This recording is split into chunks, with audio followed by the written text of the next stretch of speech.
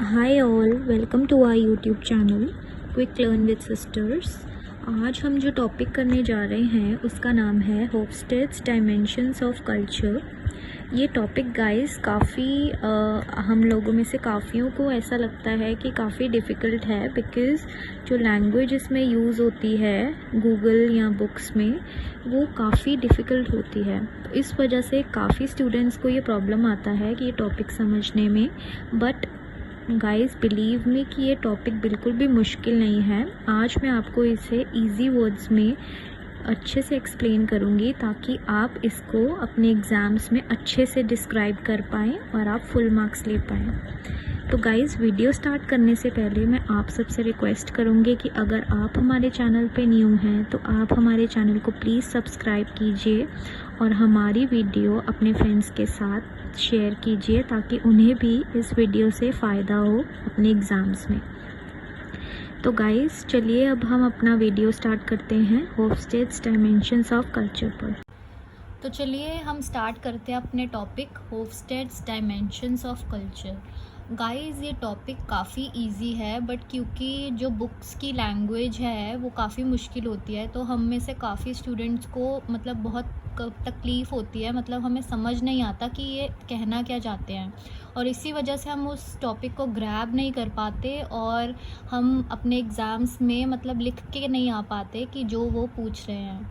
तो इसलिए मैं आपको आज एक आसान लैंग्वेज में बताऊंगी कि होफस्टेड्स डायमेंशन ऑफ कल्चर का मतलब क्या है। तो होफस्टेड की ये जो हमारा पूरा टॉपिक है, इसमें हम 5 ऐसे फैक्टर्स की बात करते हैं। इन फैक्टर्स को डायमेंशन बोलते हैं कि जिसकी वजह से हमारा national culture region to region differ करता है। Hofstede conducted one of the most comprehensive studies of how values in a workplace are influenced by culture।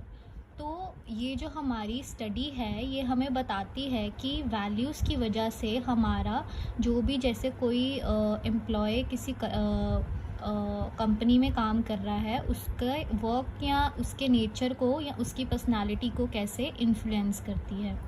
तो होफस्टेड की लैंग्वेज में हम बोले तो उसने कल्चर को ऐसे डिफ़ाइन किया कि culture is a collective programming of mind distinguishing the members of one group और category of people from other.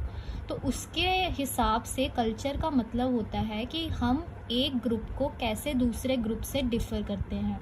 अब जैसे इंडियंस काफ़ी डिफ़र करते हैं अमेरिकन लोगों से, या अफ्रीकन लोगों का कल्चर काफ़ी डिफरेंट होते हैं यूरोपियन कल्चर से। तो इस तरीके से होफस्टेड ने हमें 5 ऐसे डायमेंशंस दिए जिससे हम उनको एक या दूसरे ग्रुप से डिफ़र कर सकते हैं। तो सबसे पहला हमारा जो फैक्टर होता है वो होता है पावर डिस्टेंस इंडेक्स। ठीक है, तो हम अपना पहला फैक्टर पावर डिस्टेंस इंडेक्स को हम स्टडी करते हैं। तो पावर डिस्टेंस क्या होता है? It is the extent to which hierarchical differences are accepted in society and articulated. तो ये आपको सिर्फ पढ़ के समझ नहीं आ रहा होगा कि इसका मतलब क्या है, बट मैं आपको बताती हूँ इसका मतलब हिंदी में हम इसको कैसे डिफ़ाइन कर सकते हैं। तो पावर डिस्टेंस का मतलब ये होता है कि फॉर एग्ज़ाम्पल हमारी सोसाइटी में जो पावरफुल मेंबर्स हैं वो लेस पावरफुल लोगों को कितना ज़्यादा इन्फ्लुएंस करते हैं।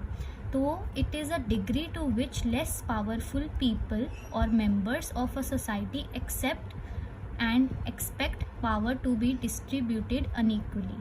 तो इसमें क्या होता है, जो हमारी सोसाइटी है उसमें अगर लो पावर इंडेक्स है, अगर किसी भी रीजन या किसी कंट्री में लो पावर इंडेक्स है तो वहाँ के लोग जो हमारी इक्वल डिस्ट्रीब्यूशन नहीं है पावर की, कुछ लोग ज़्यादा पावरफुल हैं और कुछ लोग कम पावरफुल हैं। तो पावर डिस्टेंस में हमारा एक high degree of power distance होता है और एक होता है हमारा लो पावर डिस्टेंस। तो जो लो पावर डिस्टेंस वाले रीजन्स होते हैं वहाँ के लोग कोशिश करते हैं कि जो पावर है हमारे रीजन में वो इक्वली डिस्ट्रीब्यूटेड हो। ओके, तो यहाँ के लोग क्या करेंगे कि अगर पावर कुछ लोगों के हाथ में ज़्यादा है और कुछ लोगों के हाथ में कम है, for example rich and poor, तो वो कोशिश करेंगे कि जो पावर है वो इक्वली डिस्ट्रीब्यूटेड हो।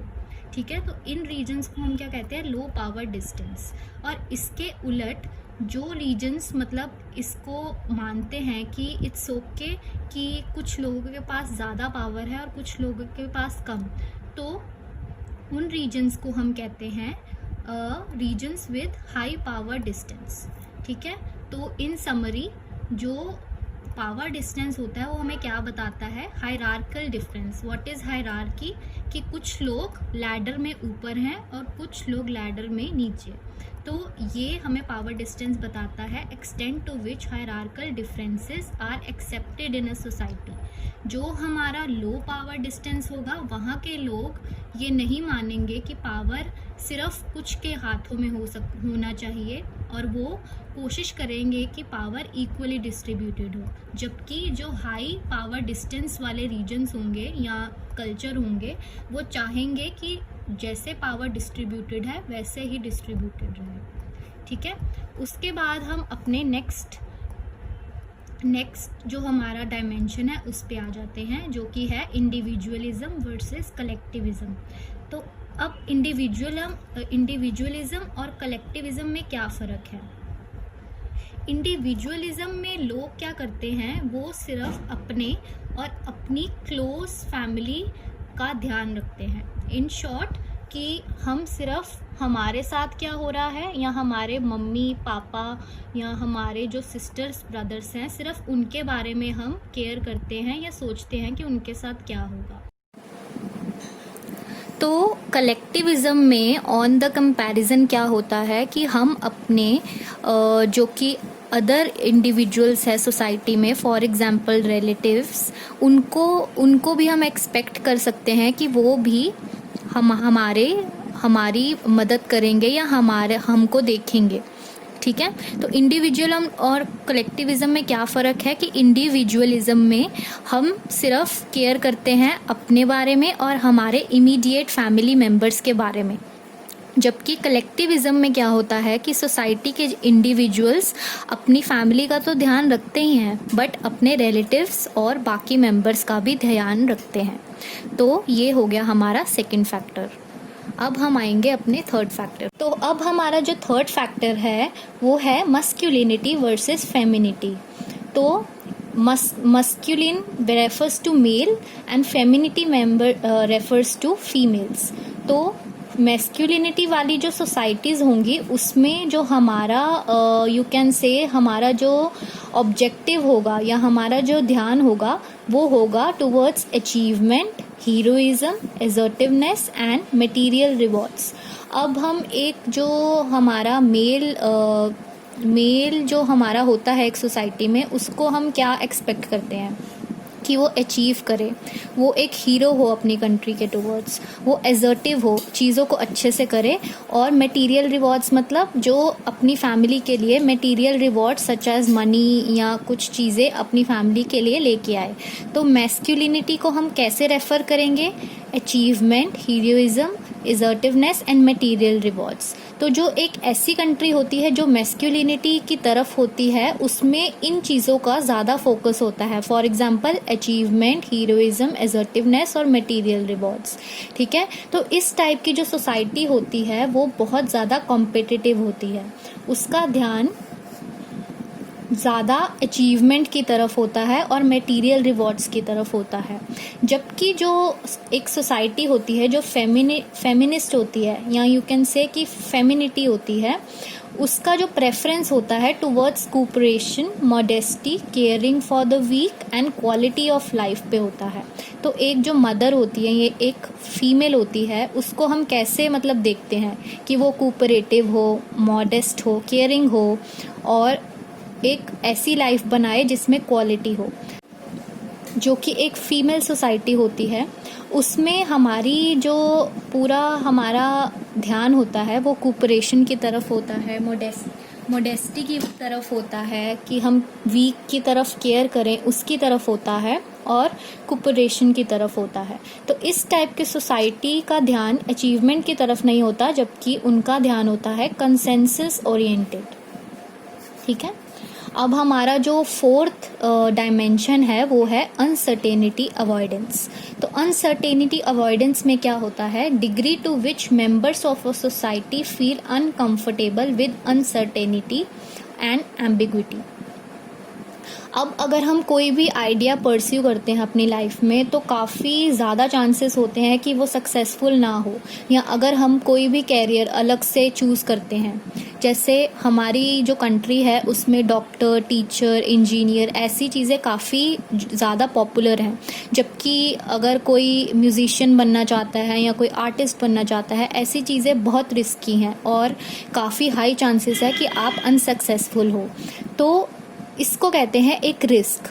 तो जो हमारा अनसर्टेनिटी अवॉइडेंस है, इसमें हम ये मेजर करते हैं कि एक सोसाइटी इस अनसर्टेनिटी को या फिर एम्बिग्विटी को, एम्बिग्विटी का मतलब होता है कि हमें किसी चीज़ में मतलब हम काफ़ी एम्बिग्युअस हैं, हमें समझ नहीं आ रहा कि क्या क्या करना चाहिए और क्या नहीं, तो उस चीज़ को हम एम्बिग्युअस कहते हैं।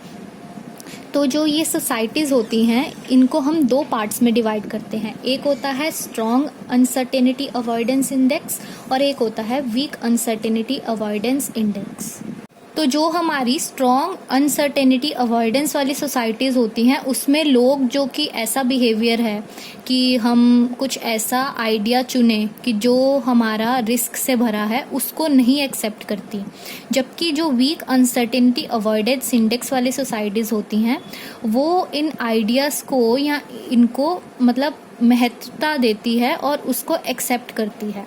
तो स्ट्रॉन्ग अनसर्टेनिटी अवॉइडेंस में क्या होता है? Intolerance of unorthodox behaviour and ideas. और वीक में क्या होता है? Maintain a more relaxed attitude in which practice counts more than principles. तो वीक वाले में प्रिंसिपल ज़्यादा काउंट नहीं होते, जबकि प्रैक्टिस ज़्यादा काउंट होती है। तो ये हो गया हमारा अनसर्टेनिटी अवॉइडेंस। अब हमारा जो लास्ट वाला डायमेंशन है वो है long term orientation versus short term normative orientation. तो इसमें क्या होता है? Long term orientation focuses on the future and involves delaying short term success और gratification in order to achieve long term success. तो इसमें क्या होता है कि लोग ये नहीं देखते कि हमारा शॉर्ट टर्म में क्या फ़ायदा हो रहा है या शॉर्ट टर्म में हमें क्या सक्सेस मिल रही है, जबकि वो इस चीज़ पे फोकस करते हैं कि हमें फ्यूचर में इसका क्या फ़ायदा होगा या क्या ग्रेटिफिकेशन मिलेगी हमें। तो जो लॉन्ग टर्म ओरिएंटेशन वाले सोसाइटीज़ होते हैं, वो इस चीज़ पे एम्फसाइज करते हैं persistence, perseverance and long term growth. तो उनमें बहुत ज़्यादा सहनशीलता होती है कि वो इस चीज़ को परस्यू कर पाएँ और ये ना देखें कि हमें शॉर्ट टर्म में क्या नुकसान हो रहे हैं या शॉर्ट टर्म में हमें क्या अड़चनें आ रही हैं हमारे पाथ में, और वो अपने फ्यूचर पे ज़्यादा फोकस करते हैं। जबकि जो शॉर्ट टर्म ओरिएंटेशन वाले सोसाइटीज़ होते हैं, they focus on near future and involves delivering short term success और gratification and places a stronger emphasis on present than future. जो ये वाली सोसाइटीज़ होती हैं वो अपने फ्यूचर पे कम ध्यान देती हैं, जबकि आज हमारे साथ क्या हो रहा है उस पर ज़्यादा फोकस करती हैं। तो इस टाइप की सोसाइटीज़ एम्फसाइज करती है क्विक रिजल्ट्स पे, उनको फ्यूचर की कम टेंशन होती है, जबकि आज की उनको ज़्यादा टेंशन रहती है। अब इन 5 डायमेंशंस के अलावा एक स्पेशल डायमेंशन है जो कि होफस्टेड ने हमें बाद में दी। तो कुछ बुक्स में ये मेंशन होती है और कुछ बुक्स में ये नहीं मेंशन होती, तो फिर भी मैं आपको समझा देती हूँ ताकि आपको पता हो कि अगर बाय चांस ये आपसे पूछ लिया जाता है तो इसका मतलब क्या होता है। तो इंडल्जेंस वर्सेस रेस्ट्रेंट का क्या मतलब है? Extent and tendency for a society to fulfil its desires. तो सोसाइटीज़ अपनी डिज़ायर्स या जो वो चाहते हैं उसको पूरी करने की क्या टेंडेंसी है, उस फैक्टर को हम बोलते हैं इंडल्जेंस वर्सेस रेस्ट्रेंट। तो इंडल्जेंस का मतलब क्या है इन आवर लैंग्वेज कि Indulgence indicates that a society allows relatively free gratification of basic and natural human desires related to enjoying life and having fun. तो इंडल्जेंस में हम अपने जो डिज़ायर्स हैं या जो हम चाहते हैं उसमें हम इंडल्ज कर सकते हैं और वो वाली सोसाइटी इसको अलाउ करती है। जबकि जो एक रेस्ट्रेंट सोसाइटी होगी उसमें a society that controls gratification of needs and regulates it by means of strict social norms. मतलब इस सोसाइटी में हमारे पास काफ़ी स्ट्रिक्ट रूल्स एंड प्रिंसिपल्स होते हैं या you can say social norms होते हैं कि हम अपना जो हम चाहते हैं उसको हम अचीव नहीं कर सकते ड्यू टू सम रीजंस। तो इंडल्जेंस वाली सोसाइटीज़ और रेस्ट्रेंट वाली सोसाइटीज़ में क्या डिफरेंस है? इंडल्जेंस में हम जो चाहते हैं उसको हमें अचीव करने में सोसाइटी अलाउ करती है, जबकि रेस्ट्रेंट वाले में हमें वो नहीं अलाउ करती and it always regulates it by means of strict social norms. तो गाइस आई होप कि मैंने ये चीज़ काफ़ी आपको सिंपल करके आप अपनी सिंपल लैंग्वेज में आपको समझाई है और आई होप कि आपको ये टॉपिक समझ आया है। फिर भी अगर आपको इस टॉपिक में कोई भी आपको डाउट हो या कोई भी कन्फ्यूजन हो तो आप हमें कमेंट सेक्शन में बता सकते हैं और we will try to clear it as soon as we can. And guys, thank you for watching our videos. Please like, subscribe and share our channel. It will help other students as well to learn the topics very easily and in quick time. So thank you very much guys. Keep learning.